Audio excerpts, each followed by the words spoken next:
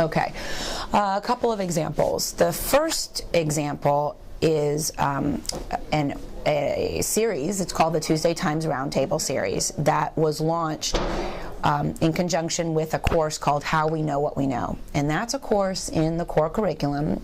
It will be a Global Learning Foundations course, and it focuses on information literacy. So it came to our knowledge about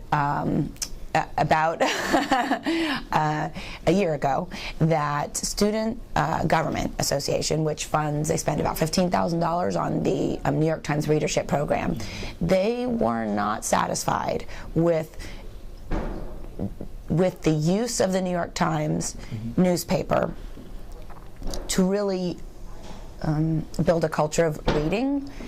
They weren't even sure that students were actually the majority users of the New York Times.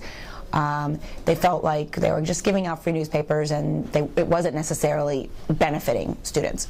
So when we got wind of that about a year ago, and the faculty members that were in the course development at that time that were working on the How We Know What We Know course, they heard about that as well, and they were concerned because they felt like the New York Times was a very valuable resource to students.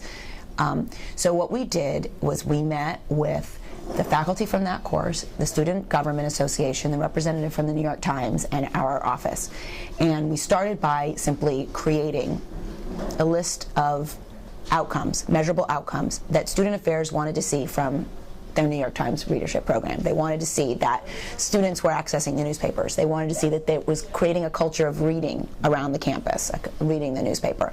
They wanted it to be a social use outside of the classroom. So not just like professors picking up the newspapers, taking them into the classroom and saying, read this article, but they wanted it to kind of build a social culture around reading the newspaper.